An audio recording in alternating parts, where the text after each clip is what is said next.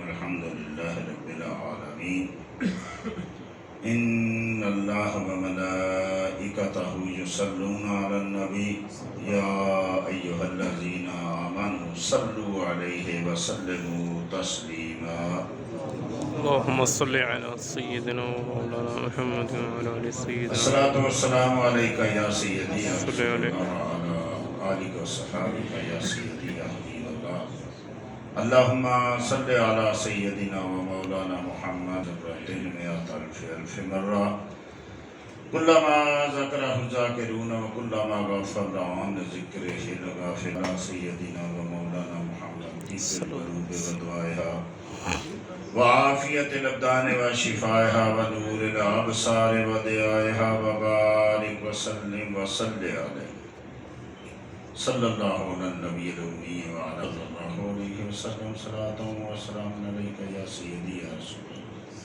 رب اشرح لي صدري نور مجسم رحمت دو عالم صلی اللہ تعالی علیہ وآلہ وصحبہ وبارک وسلم کی ذات اقدس و ہدیتاً تحفۃً درود و سلام آپ کی تعریف اور توصیف کے بعد اللہ جل مجد الکریم کا شکر ہے کہ جس ملک میں ہم رہ رہے ہیں اس ملک کا آج جو ہے وہ عید الوطنی ہے جس سے آدمی رزق کماتا ہے کھاتا ہے اس کے حقوق انسان پہ ہوتے ہیں اپنا ملک ایک ماں کی طرح ہوتا ہے اور جس ملک میں ہم رہتے ہیں یہ ایک مرضعہ جس کو عربی میں کہتے ہیں دودھ پلانے والی ماں کی طرح ہوتا ہے پالنے والی ماں کی طرح ہوتا ہے زندہ قومیں ہمیشہ اپنے رب کا شکر ادا کرتی ہیں اس کی نعمتوں پہ آزادیوں پہ ورنہ جو لوگ آج ایسے ممالک میں رہ رہے ہیں کہ جہاں اپنی حکومت نہیں ہے ان کے حالات انڈیا کے مسلمانوں کو دیکھ لیں کشمیر کے مسلمانوں کو دیکھ لیں فلسطین کو دیکھ لیں کہ کتنے مسائل میں ہیں اور یہ آزادی جو ہوتی ہے یہ رب کی بہت بڑی نعمت ہوتی ہے جب تک مسلمان مکہ شریف میں رہے کتنے مسائل کتنی تکلیفیں جھیلتے رہے اور جب مدینہ میں گئے تو سبحان اللہ رب کریم نے کتنے کرم کیے صحابہ اکرام نے اس طریقے سے ان کا استقبال کیا اس کو ایک عید کا دن بنا دیا خوشی کی انتہا تھی پھر جب مکہ فتح ہوا تو پھر بھی مسلمان جب وہاں سے جب نکلے تھے جس حالت میں وہ بھی سب کے سامنے تھا اور جب واپس گئے تو کتنی ان لوگوں کو خوشی ہوگی لیکن کریم آقا صلی اللہ تعالیٰ علیہ وسلم نے ہر معاملے میں ہمیں اصول دیے جس طریقے سے وہاں سے آپ کو ہجرت کرنی پڑی تھی جو ظلم و ستم اتنے سال سہتے رہے آج تو ہم دین بیچتے ہوئے ایک منٹ کے لیے بھی سوچتے نہیں ہیں کہ اس دین کی بنیادوں میں کن کن لوگوں کا خون ہے کن کن کی قربانیاں ہیں آج تو ہم رسم و رواج پہ دین کو یوں بھارتے ہیں کہ جیسے کوئی بالکل بے بکت چیز راستے میں پھینک کے چلا جاتا ہے اب دیکھیں آج مسلمانوں کے حالات ہیں تو مسلمان لیکن جب گلیوں بازاروں میں ہوتے ہیں جب ایسی محفلوں میں ہوتے ہیں شادیوں میں ہوتے ہیں تو کبھی ان کو اس موقع پہ آقا کریم یاد آ جائیں کبھی کو قرآن یاد آ جائے حدیث یاد آ جائے اللہ اکبر ہم سب شامل ہیں اس میں اپنے گھر میں جب ہم یہ سارے محافل کرتے ہیں یہ شادیوں کی یا دیگر معاملات تو سب ایک جیسے ہوتے ہیں اللہ ماشاءاللہ ابھی پاکستان میں ایک شادی ہوئی تو وہ اتنے نوٹ پھینکے گئے کہ میرے خیال میں لاکھوں لوگوں کی روزی چل سکتی تھی لاکھوں پھر ہر ملک کے نوٹ پھینکے گئے بازاروں میں گلیوں میں تو جب وہ انٹرویو لینے والا پوچھ رہا ہے تو کہتے ہیں جی ہم اصل میں پھینک پھینک کے تھک گئے تھے، ابھی ہمارے پاس کارٹن اور بوریاں بھری ہوئی تھی دین کے لیے، مسجد کے لیے مانگ کے دیکھیں ہاتھ کانپ رہے ہوتے ہیں، یعنی ڈالر پھینک رہے ہیں، درہم پھینک رہے ہیں، ریال پھینک رہے ہیں، پاؤنڈ پھینک رہے ہیں، یورو پھینک رہے ہیں، اور پاکستان کے بڑے بڑے نوٹ جو ہیں، چھوٹا نوٹ نہیں، بڑے بڑے 5,000 کے نوٹ پھینک رہے ہیں، اور اتنے پھینک رہے ہیں کہ گلیاں لوٹنے والا آدمی جو ہے وہ لوٹتے لوٹتے تھک گئے ہیں۔ کاش ان کو پتا ہوتا کہ یہ دین کیسے ہمیں ملا ہے۔ اس دین کے لیے نبی کریم صلی اللہ تعالی علیہ وسلم اور صحابہ اکرام نے کیا کیا قربانیاں دی ہیں۔ کاش ان کو وہ احد کا میدان یاد ہوتا، وہ مکے کی گلیاں اور وہ طائف کے بازار یاد ہوتے، کاش ان عیاش لوگوں کو کربلا کا میدان یاد ہوتا کہ کیسے دین ہم تک پہنچا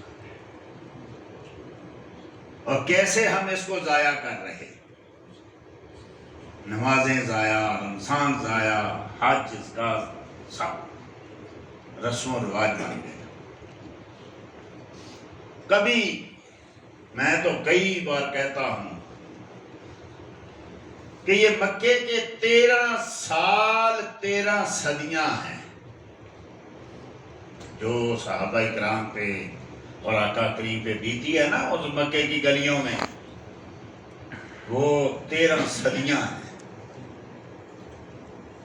شاید ہمارے مورخین یا اصحاب سیر یا محدثین کا بھی حوصلہ نہیں پڑا کہ اس کو تفصیل سے لکھیں، لیکن آج مسلمان کہاں چلا گیا ہے؟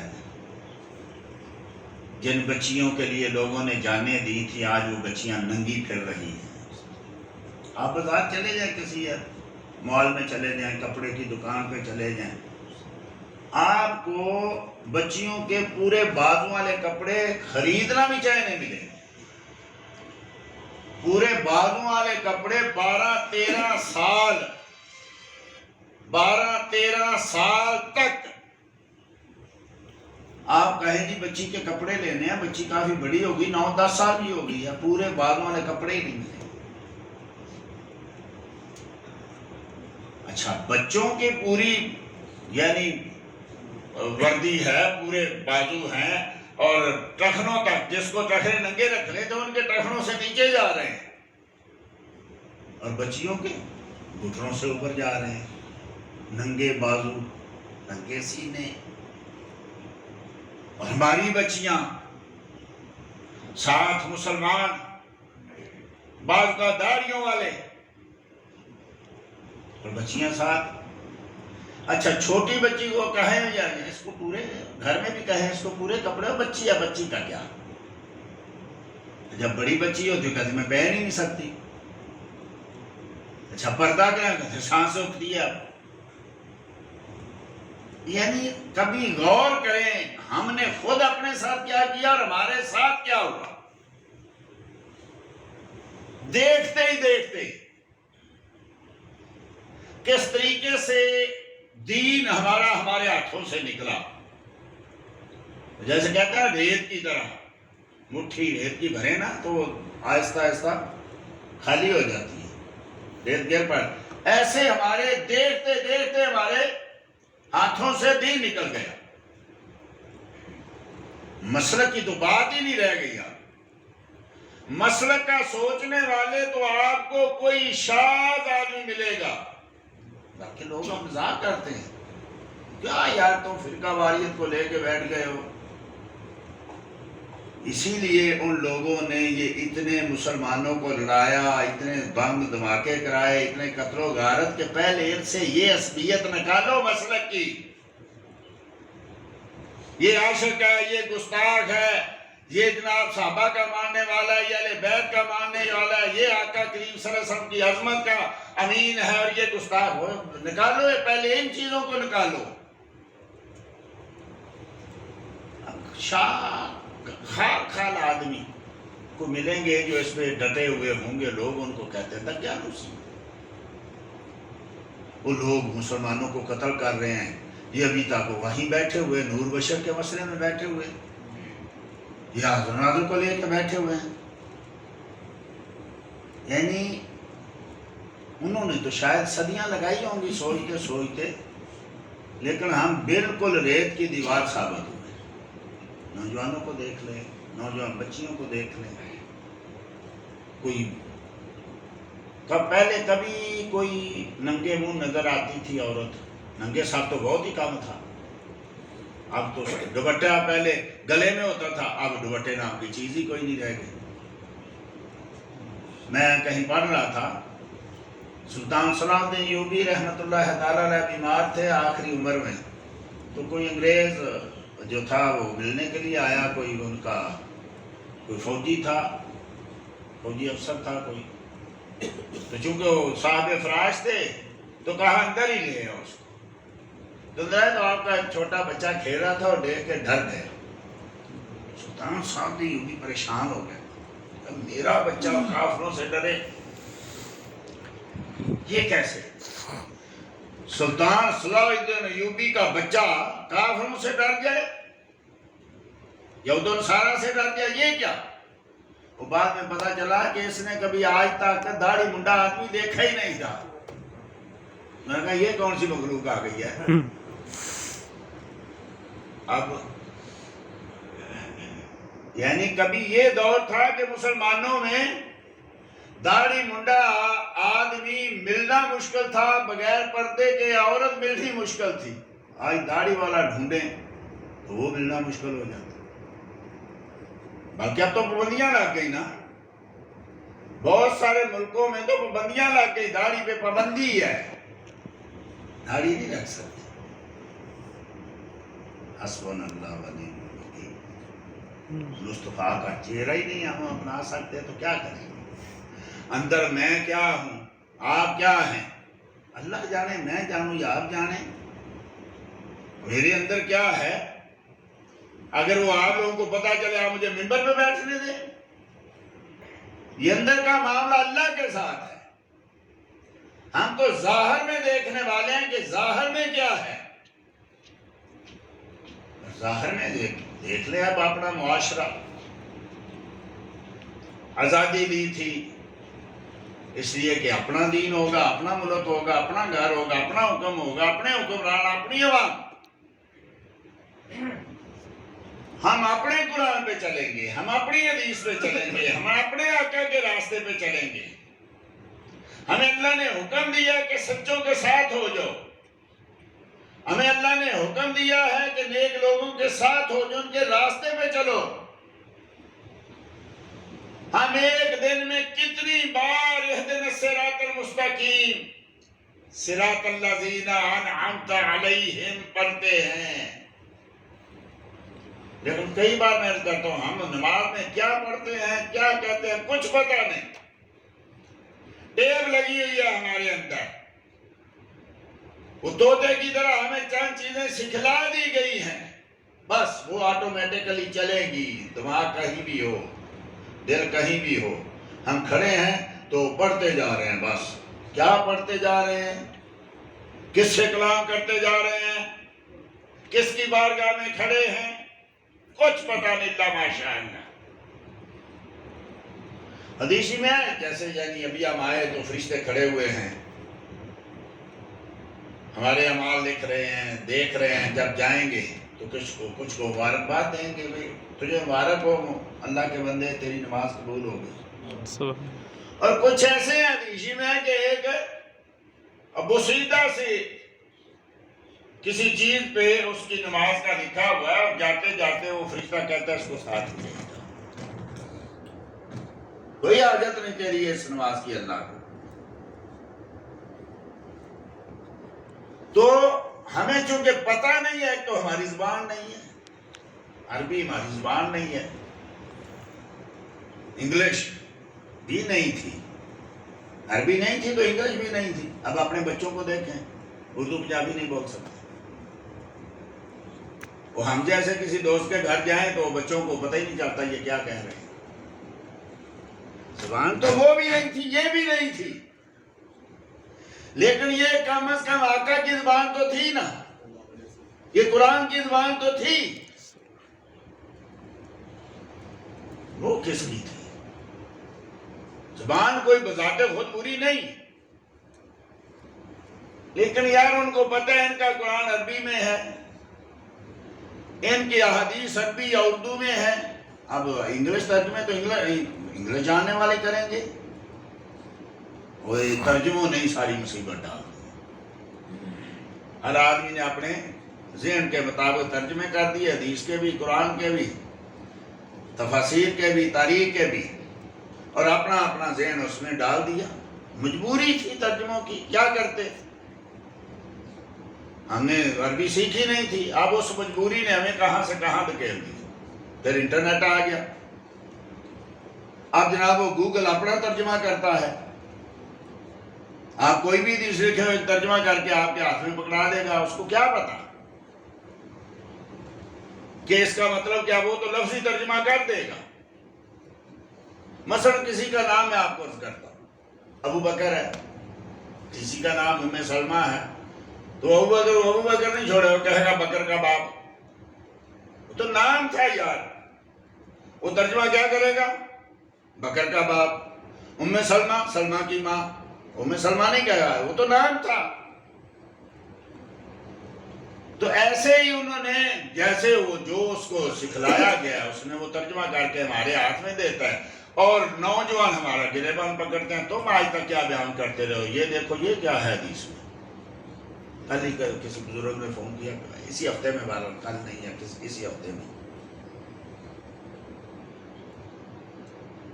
نمازیں لوگ کہنے لگا جی آپ لوگ کچھ کر نہیں رہے، خاص کر سنیوں کے بارے میں، کہ آپ لوگ کچھ کر نہیں رہے، اور انٹرنیٹ نے تباہی پھیلا دی ہے کہ اب بچے جو ہیں وہ گھر میں کوئی پڑھتا بھی ہے نا نماز تو کٹھی 3-4 پڑھ لیتے ہیں.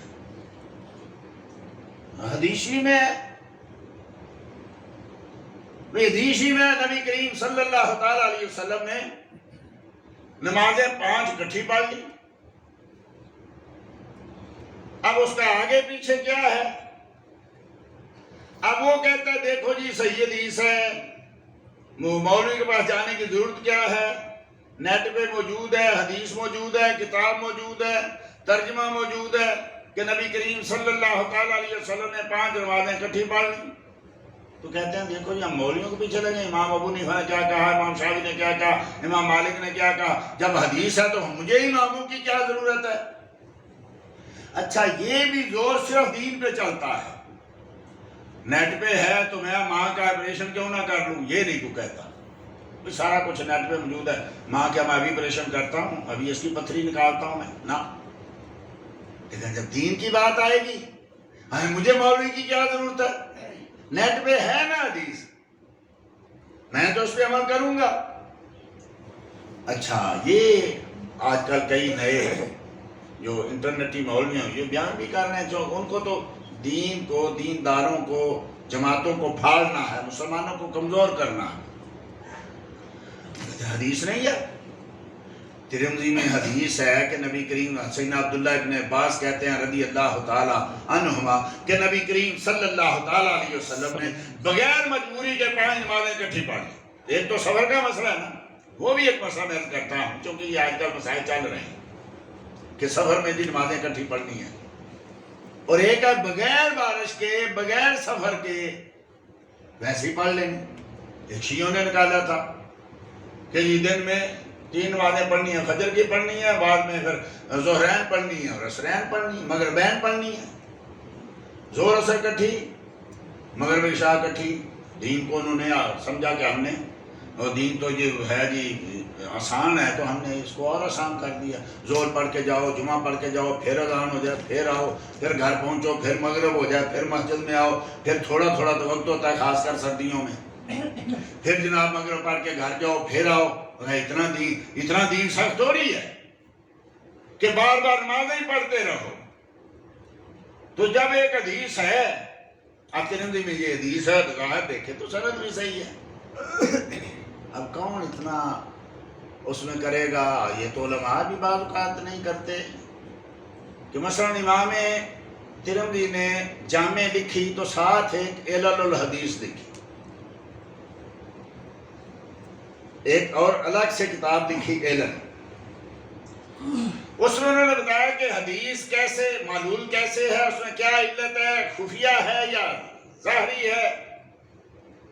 اچھا، امام ترمذی علل الحدیث میں لکھتے ہیں کہ میں نے جامع میں اپنی جامع سیاستہ کی کتاب جامع ترمذی یا سنن ترمذی بھی کہتے ہیں جتنی حدیثیں لکھی ہیں سب پہ کسی نہ کسی امام، کسی نہ کسی یعنی صحابی یا تابعی کا عمل ہے۔ ہمیں لکھتے بھی ہیں امام ترمذی رحمۃ اللہ علیہ کی عادت ہے، حدیث کے بعد لکھتے ہیں حسن ہے، صحیح ہے، ضعیف ہے، معلول ہے، اور اس پہ کس کس کا عمل ہے یہ بھی ساتھ لکھتے ہیں عام طور پر۔ تو کہتے ہیں کہ میں نے اپنی جامع میں جتنی حدیثیں لکھی سب پہ امت میں سے کسی نہ کسی کا عمل ہے سوائے 2 حدیثوں کہ ان 2 حدیثوں پہ پوری امت میں سے کسی کا عمل نہیں ہے۔ اس کا مطلب یہ ہے کہ اس میں کوئی علت خفیہ ہے جو لوگ نہ جان سکیں۔ ان میں ایک حدیث یہ ہے کہ سیدنا عبداللہ بن عباس رضی اللہ تعالیٰ عنہ فرماتے ہیں کہ نبی کریم صلی اللہ تعالیٰ علیہ وسلم 5 نمازیں بغیر عذر کے اکٹھی پڑھی۔ ایک تو یہ امام ترمذی کا یہ قول چونکہ دوسری کتاب میں ہے، اب وہ کتاب عام بھی نہیں ہے اور لوگوں کے مطلب کی بھی نہیں ہے، علماء کی ہے کہ حدیث کی علتیں دیکھیں کون سی صحیح ہے ضعیف ہے، تو اب ضعیف کی 90 قسمیں ہیں، ضعیف حدیث کی 90 قسمیں ہیں۔ آج تو کوئی بھی پکڑتا ہے اور حدیث پڑھ کے اچھا ساتھ یہ تو ادھر تو یہ حدیث ہے، یہ ہے، اگر ہے بھی تو فعل ہی، ایک فعل ہوتا ہے، قول ہوتا ہے، ہمیشہ قول کو فعل پہ ترجیح ہوتی ہے، اصول ہے کہ فعل جو ہے ممکن ہے کہ ان کو کسی وقت کے تحت ہو، کسی مجبوری کے تحت ہو، خاص ہو۔ مثلا کوئی آدمی کہہ دیتا ہے کہ نبی کریم صلی اللہ علیہ وسلم نے 11 شادیاں کی، میں تو 11 کروں گا، سنت ہے، ایک وقت میں 11 شادیاں آقا کریم سے ثابت ہیں، تو میں بھئی 1 2 پہ 4 پہ کیوں رہوں؟ کہا جائے گا کہ بھئی یہ آقا کریم صلی اللہ تعالی وسلم کی خصوصیت ہے، امت اس پہ عمل نہیں کر سکتی۔ سیدہ عائشہ صدیقہ رضی اللہ تعالیٰ عنہ کہتی ہیں کہ نبی کریم صلی اللہ علیہ وسلم کو میں نے نہیں دیکھا، اسی حالت میں دیکھا کہ عصر کے بعد 2 نفل جو تھے وہ پڑھتے تھے، صحیح حدیث ہے، لیکن 11 شادیاں کرنی آقا کی خصوصیت، عصر کے بعد نفل پڑھنے آقا کی خصوصیت۔ ہمارے لیے صحیح حدیث کے آقا کریم ہے لا صلاۃ بعد الفجر حتی تطلع الشمس ولا صلاۃ بعد العصر حتی تغرب الشمس، کہ فجر کے بعد کوئی نماز نہیں جب تک کہ سورج طلوع نہ ہو جائے، اور عصر کے بعد کوئی نماز نہیں جب تک کہ سورج غروب نہ ہو جائے۔ وہ بھی صحیح حدیث، یہ بھی صحیح حدیث، لیکن وہ نبی کریم کا فعل، آقا کا فعل، یہ آقا کا قول، اور فعل پہ قول کو ترجیح ہوتی ہے کہ آقا کریم صلی اللہ تعالیٰ علیہ وسلم نے زور پڑھائی اور کسی کام کی وجہ سے صحابہ کے ساتھ مشغول ہو گئے، کوئی لوگ آئے ہوئے تھے باتوں میں مشغول ہو گئے، زور کی سنتیں نہیں پڑھ سکے اور وہ عصر کے بعد پڑھ لی، ہم نہیں کر سکتے۔ اچھا یہ دیکھیں کتنی عجیب بات کہ نبی کریم تو اس کا مطلب سنتوں پہ اتنا مواظبت کرتے اور تم نے سنتیں ساری چھوڑ دی، فرض پڑھے اور اللہ پہ لی۔ آج کل ہم میں بھی سنیوں میں بھی آ گئے، فرض پڑھتے ہیں اور بھاگتے ہیں، ایسے بھاگتے ہیں جیسے آدمی جیل سے چھوٹتا ہے، جیسے پرندہ پنجرے سے نکلتا ہے۔ مسجد میں 2 منٹ بیٹھنا بوجھ لگتا ہے، تقریر لمبی ہو گئی، امام نے تھوڑی قرات لمبی کر دی، مسئلہ بن گیا۔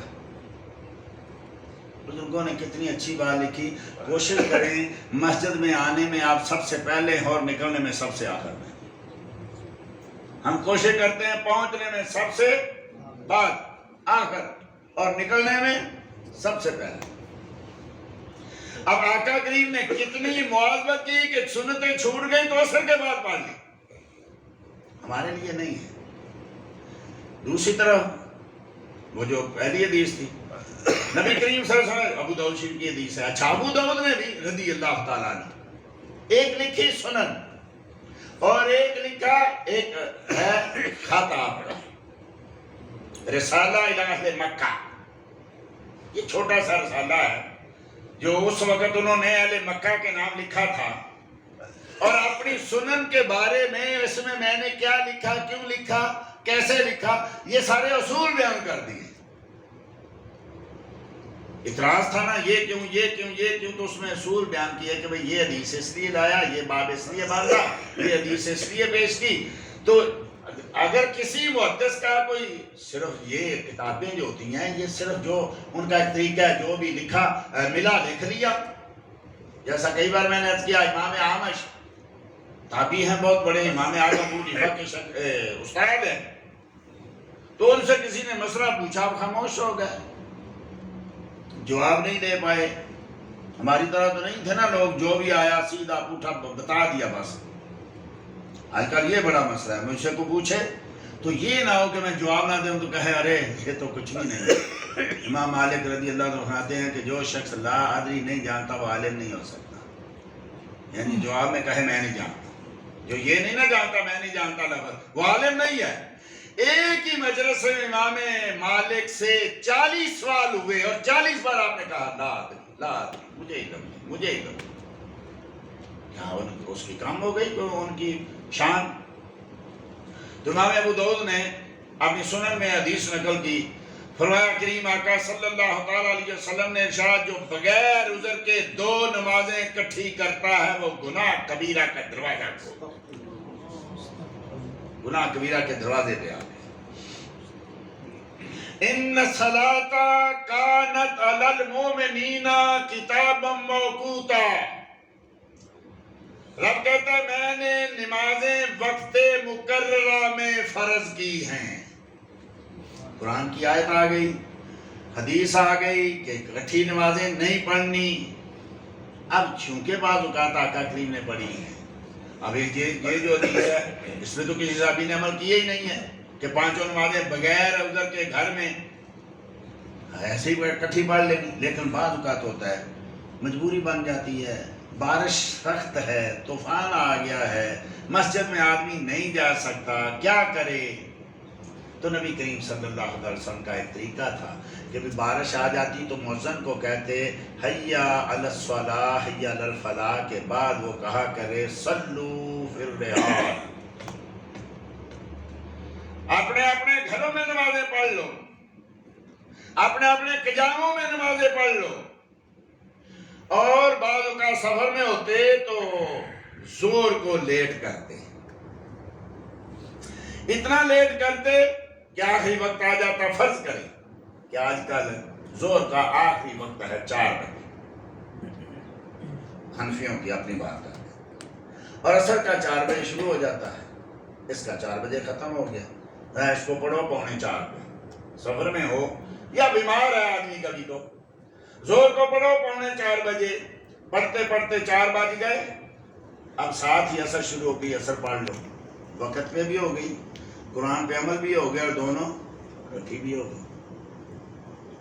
آج کل کیا ہوتا ہے، ابھی نکلے سفر میں نکلے، رات میں زور پڑی اور ساتھ ہی عصر پڑی، گھر جانے سے پہلے ابھی زور کا وقت باقی ہے، اور وہ سمجھا میں پڑھ کے آ گیا، بس سرہانے بازو رکھا اور سو گیا، ابھی فرض نہیں ہوئی تھی، عصر نفل ہو گیا، فرض نہیں ہوئی تو ابھی نفل ہو گیا، اب فرض ہوگی جب وقت شروع ہوگا تو وہ آپ نے پڑھی نہیں، آپ سمجھ رہے میں نے پڑھ لی، تو نماز چلی گئی۔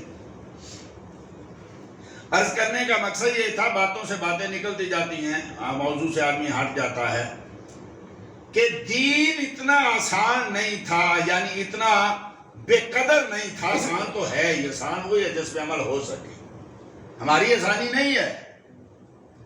اب دیکھیں کئی بار یہ بھی میں نے کیا، کتنی آسانیاں دین نے دی، آدمی سو گیا اور جاگ نہیں آئی، نماز کا وقت چلا گیا، اب نماز قضا نہیں ہوئی،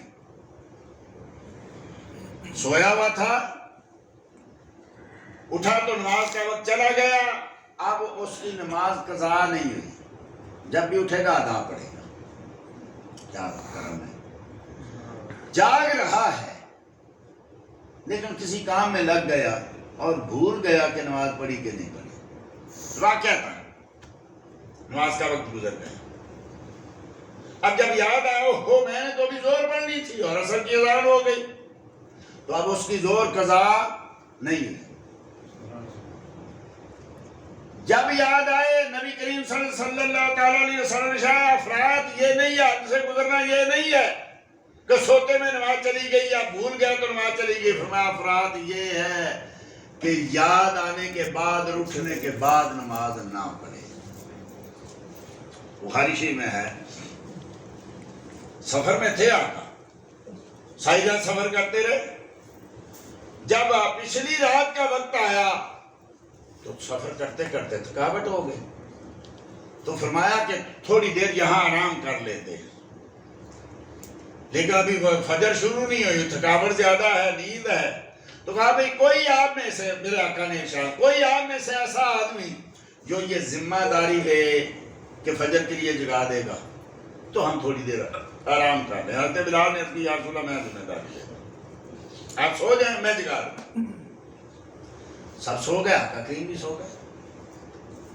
اب نبی کریم صلی اللہ علیہ وسلم نے تو ارشاد فرمایا تنام عینائی ولا ینام قلبی، میری صرف آنکھیں بند ہوتی ہیں، دل جاگتا رہتا ہے، لیکن چونکہ دین بنانا تھا، یہاں آ کے وہ جاہل لوگ اعتراض کرتے ہیں دیکھو نبی بھی ہماری طرح تھا، بھولتا بھی تھا، جو اس کو یاد بھی آتا تھا، میرے آقا کا ہر کام دین بنانے کے لیے، میں بھولتا نہیں ہوں، میرے آقا نے کہا میں بھولتا نہیں، مجھے بلایا جاتا ہے تاکہ تمہارے لیے دین بن جائے۔ آقا کریم آرام کرنے لگے، صحابہ سو گئے، حضرت بلال بھی سو گئے، وہ بھی چونکہ سفر میں ساتھ تھے وہ بھی سو گئے۔ سوئے تو دیکھا کہ سورج کی کرن نکلی تو سب سے پہلے میرے آقا کی آنکھ کھلی، آپ اٹھے اور اس پر جا پڑا، لا حول ولا قوت الا باللہ، یہ کیا ہو گیا؟ صحابہ کو جگایا، بلال کو جگایا، بلال ادھر آؤ، بلال بیچارے ڈر رہے تھے یہ کیا ہو گیا؟ بلال کیا ہوا؟ تو نے ذمہ داری لی تھی کہ میں جگاؤں گا، تو عرض کرنے لگے یا رسول اللہ، تو فرمایا بلال میں بتاتا ہوں کیا ہوا۔ بلال بولنے لگے تو فرمایا تم خاموش ہو، میں بتاتا ہوں کیا ہوا۔ عرض کی یا رسول اللہ، آپ ارشاد فرمائیں جب ہم سو گئے نا تو پہرا دے رہا تھا، پہرا دیتے دیتے تو نے کہا ابھی تو بہت وقت ہے تو میں تھوڑا ذرا آرام کر لوں، میں کون سا سونے لگا، تھک گیا ہوں سفر میں، اب بھی میں جو ہے چاروں طرف چکر لگا رہا ہوں، میں تھوڑا بیٹھ نہ جاؤں، تو بیٹھ گیا۔ عرض کی یا رسول اللہ ایسا ہی تھا، تو کجاوے کے ساتھ بیٹھا، وہ اونٹنی کے اور جو اوپر ڈالا ہوتا ہے تو کجاوے کے ساتھ بیٹھا، عرض کی یا رسول اللہ تو نے پھر ٹیک لگا دی، کہ تھوڑی دیر ٹیک لگاتا ہوں، ذرا تھوڑی دیر بیٹھ کے پھر اٹھ کے پہرا دیتا ہوں، یا رسول اللہ ایسا ہی ہوا۔ پھر تو ٹیک لگائی تو تجھ پہ نیند غالب آ گئی، تو پھر تو نے سوچا کہ چلو 2 منٹ سو لیتا، ابھی اٹھ کے جگاتا ہوں، تو یا رسول اللہ اللہ کی قسم ایسا ہی۔ اب اچھا یہ جب ساری چیزیں آقا دیکھ رہے ہیں کہ بلال یہ کر رہا ہے، یہ کر رہا ہے، یہ کر رہا ہے، تو نماز کو نہیں دیکھ رہے؟ بلال کے دل کی حالت جان رہے ہیں کہ اس کے دل میں یہ خیال آ رہا ہے، دماغ میں یہ خیال آ رہا ہے، ابھی بیٹھتا ہوں، ابھی چھوڑتا ہوں، ابھی یہ تھوڑی ٹیک لگاتا ہوں، ابھی 2 منٹ سو لیتا ہوں، ابھی آنکھیں بند کرتا ہوں، یہ ساری چیزیں تو جان رہے ہیں، پھر کیا نماز کو نہیں جان رہے؟ دل تو آپ کا بیدار ہے۔ تو اس لیے کہ چونکہ دین بنانا تھا، دین سکھانا تھا، امت کے لیے ایک آسانی پیدا کرنی تھی، تو یہ سارے کا سارا معاملہ ہوا۔ پھر آقا نے ارشاد کیا جلدی کرو، اگلی وادی میں چل کے نماز پڑھتے ہیں۔ یہاں علماء نے لکھا کہ نبی کریم صلی اللہ تعالیٰ علیہ وسلم نے ہمیں یہ بتایا کہ جہاں نماز قضا ہو جائے اس بستی کو آپ اچھا نہیں سمجھتے تھے، اس وادی کو آپ اچھا نہیں سمجھتے تھے، اس جگہ کو آپ اچھا نہیں سمجھتے تھے۔ یہاں نماز قضا ہو، یہ یہاں نماز نہیں پڑھنی، اگلی وادی میں پڑھنی ہے۔ اب کیا کریں، کیسے گھر کو چھوڑے، روز قضا ہوتی ہے، نماز قضا ہوتی ہے تو اس نوز پھیلتی ہے، نماز کا وقت گزر جاتا ہے، گھر والے نماز نہیں پڑھتے تو اس جگہ پہ نوست پھیلتی ہے۔ اب کیا کریں، ہمارے گھروں میں تو نوستوں کے ڈھیر ہیں، پھر تویز لو، پھر دعائیں کراؤ، پھر یہ کرو، پھر وہ کرو۔ ارے کیا وہاں دعائیں تویز کیا کریں گے جہاں سارا دن رات ناچ ہوتا ہے، گانا ہوتا ہے، ٹی وی ہوتا ہے، میچ ہوتا ہے، یاسین نہیں ہوتی، درود نہیں ہوتا، نماز نہیں ہوتی، ذکر نہیں ہوتا۔ کریم آقا نے ارشاد ہے جس گھر میں اللہ کا ذکر ہو، جس گھر میں اللہ کا ذکر نہ ہو، جس میں قرآن پڑھا جائے اور جس میں نہ پڑھا جائے، دونوں کی مثال ایسے ہے جیسے زندہ اور مردہ۔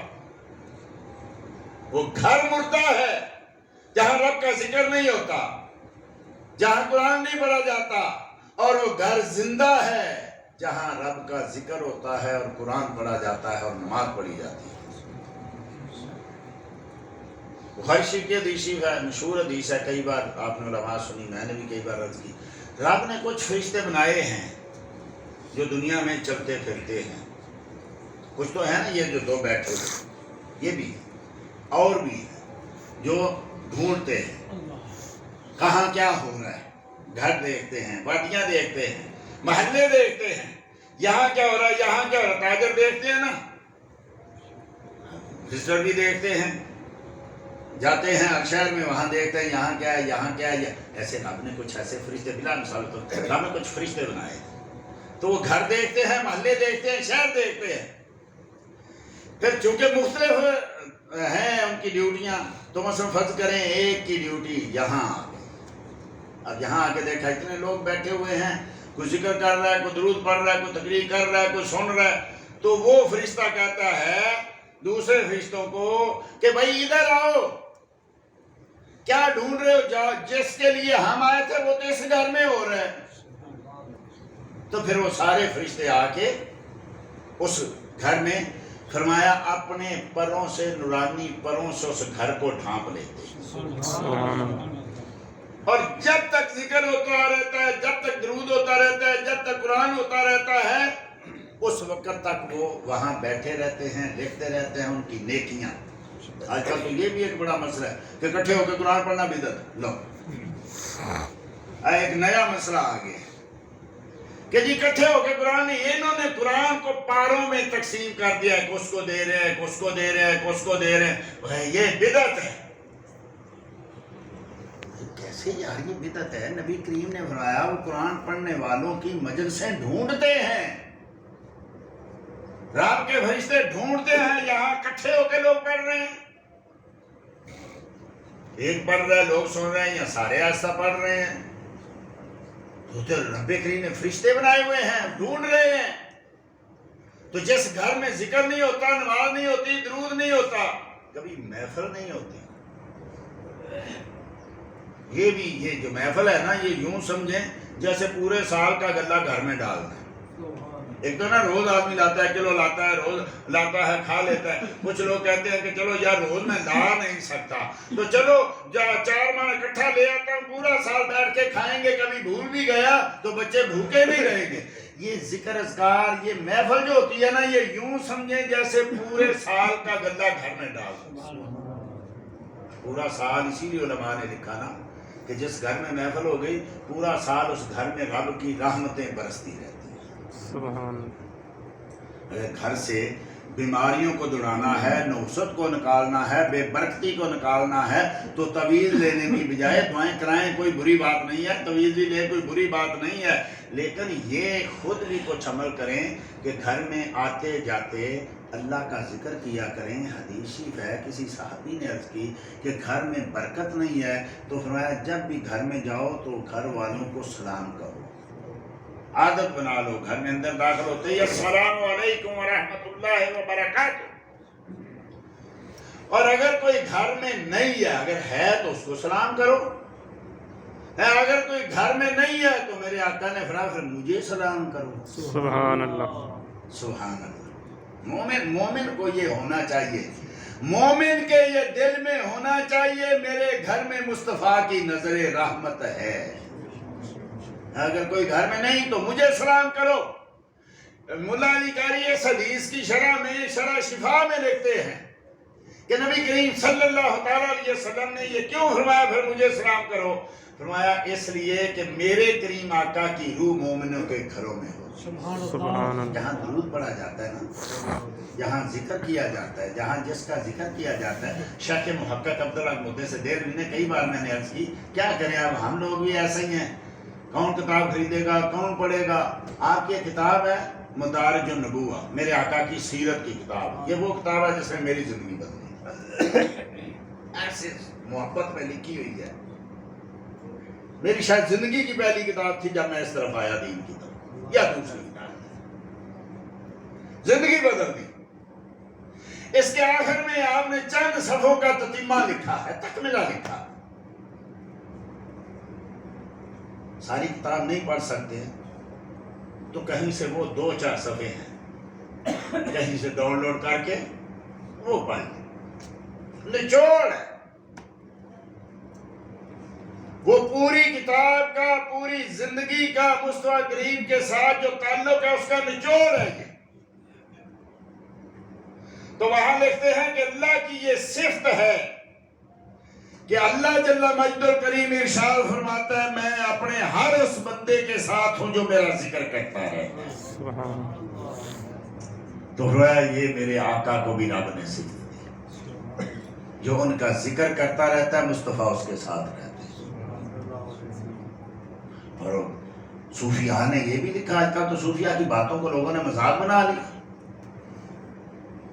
یہ جو ہے نا تصور شیخ، کہ اپنے شیخ کا ذہن میں تصور بناؤ پاکستان، اور اس تصور کو اتنا پختہ کرو کہ جدھر جاؤ تمہارے ساتھ وہ تصور چلے، اور یہ خیال رکھو کہ رب کی ساری رحمتیں برکتیں آقا کریم کے توسل سے ہوتی ہوئی میرے آقا کے، میرے پیر و مرشد کے، میرے شیخ کے دل میں اتر رہی ہیں۔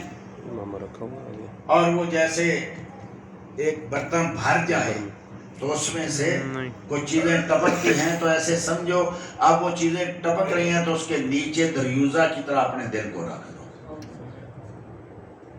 یہی آقا کریم صلی اللہ علیہ وسلم، چونکہ ساری رب کی رحمتیں، واللہ یؤتی وانما انا قاسم، رب دینے والا ہے، میں تقسیم کرنے والا ہوں، رب جب تک دیتا رہے گا مصطفیٰ تب تک تقسیم کرتے رہے گا۔ یہ نہیں کہا میں زندگی میں تو ہوں بعد میں نہیں ہوں، مدینے والوں کے لیے نہیں ہوں تو دوسرے شہر والوں کے لیے نہیں ہوں، مطلقاً جس کو رب دیتا ہے اس تک پہنچتا مصطفیٰ کے ہاتھوں سے، تقسیم میرے آقا کر رہے ہیں۔ تو اتنا آپ کہتے ہیں کہ اتنا ان کا ذکر کرو کہ مصطفیٰ کریم تم جہاں ہو مصطفیٰ کریم۔ تو جب یہ معاملہ ہو جائے پھر وہی لوگ جن کو یعنی حضوری بزرگ کہتے ہیں، جن میں شیخ محقق ہوتے علامہ ضیاءالدین سیوطی رحمۃ اللہ تعالی علیہ، جن کے بارے میں آیا کہ انہوں نے کہیں لکھا ہے کتاب میں النعمہ میں، کتاب اب چھپ گئی ہے، کہ 72 یا 75 بار انہوں نے جاگتے ہوئے آقا کریم کی زیارت کی۔ پوچھ لیتے تھے آقا یہ حدیث آپ نے فرمائی ہے۔ تو چونکہ اب ہماری زندگیاں، ہماری آنکھیں، ہمارے زبان، ہمارے کان، ہمارے ہاتھ، یہ اتنے وہ بلیدہ ہو گئے ہیں، اتنے گندے ہو گئے ہیں، یہ ساری چیزیں، یہ آنکھیں اتنی دیکھ کے نا، یہ بے حیائی، یہ بدتمیزی، یہ غیر عورتیں، یہ فلمیں، یہ ڈرامے، یہ ساری چیزیں دیکھ کے ایسی ہو گئی ہیں کہ اب ان میں وہ جلوہ یار کیسے آئے؟ جب میں یا آپ کسی گندی جگہ نہیں بیٹھتے، میں کئی بار عرض کرتا ہوں، ہم نعتیں تو پڑھتے ہیں کہ میرے گھر میں بھی ہو جائے چراغاں یا رسول اللہ۔ سنا ہے آپ ہر عاشق کے گھر تشریف لاتے ہیں، میرے گھر میں بھی ہو جائے چراغاں یا رسول اللہ۔ کبھی یہ سوچا کہ آقا کو کہاں بٹھاؤں گا؟ اگر آقا تشریف لائیں تو کیا میرے گھر کا ماحول ایسا ہے کہ یہاں آقا آئیں؟ پہلے تو یہ بات ہے کہ آئیں، اور آئیں تو کہاں بیٹھے؟ ہم جب گندی جگہ نہیں بیٹھتے، بعض کا تو ہوتا ہے دوست بلا لیتے ہیں، شادی پہ بلا لیا، کسی محفل میں بلا لیا، وہاں عورتیں ہیں، مرد ہے، اختلاط ہے، بے پردگی ہے، گانے ہیں، عالم دین نہیں بیٹھتا، کوئی نیک آدمی نہیں بیٹھتا، بیٹھ پاتا ہی نہیں ہے۔ اب بتائیں ایسی حالت میں میری بچی کی شادی ہو، میرے بیٹے کی شادی ہو، میرے گھر میں سالگرہ ہو، میرے گھر میں کوئی اور فنکشن ہو، اس فنکشن میں کیا آقا آئیں گے؟ جو میں نے اپنے گھر کا ماحول بنایا ہوا ہے، جو میرے گھر میں ہو رہا ہے، کوئی ایک شریف آدمی 2 منٹ نہیں بیٹھ سکتا، وہاں کہاں آقا بیٹھیں گے؟ آئیے اپنے دل کا اور اپنے گھروں کا ماحول ایسے بنائیں کہ کبھی ہوتا ہے نا، جیسے آقا کریم نے کہا جب باغوں سے گزرو نا، رحمت کے باغوں سے گزرو تو کچھ نہ کچھ وہاں سے کھا لیا کرو، کچھ لے لیا کرو۔ اس کی یاد سنا کیا باغ رہا؟ یہ مسجد رب کی رحمت کے باغ ہیں۔ یہاں سے گزرو تو بغیر ایسے نہ گزر جاؤ 2 نفر پڑھ کے جاؤ، تیار تو مسجد پڑھو۔ کسی محفل سے گزرو تو 2 منٹ کھڑے ہو جاؤ، کوئی سن کے جاؤ، کوئی ایسا ماحول بنائے نا کہ چلو بھائی میرے گھر میں نہیں، آقا کسی عاشق کے گھر میں جا رہے ہیں، لیکن راستے میں میرا گھر پڑتا ہے، وہاں سے اتنی خوشبو آ رہی ہے کہ میرے آقا کہیں چلو جہاں بھی رحمت کا ایک قدم لگاتا ہے۔ کوئی ایسے گھر کے ماحول تو ہوں۔ ہم نے تو اپنے باپ نہیں، بعض اوقات گھر میں بیٹھ سکتا، اپنے گھر میں باپ نہیں بیٹھ سکتا۔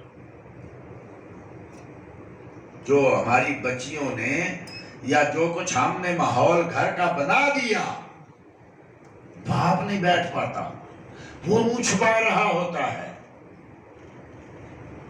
یا جو ہم کر سکتے ہیں وہ تو کریں، اپنے گھر والوں کی تو منت کر سکتے ہیں نا، اپنی بچیوں کے سامنے تو ہاتھ باندھ سکتے ہیں کہ نہیں؟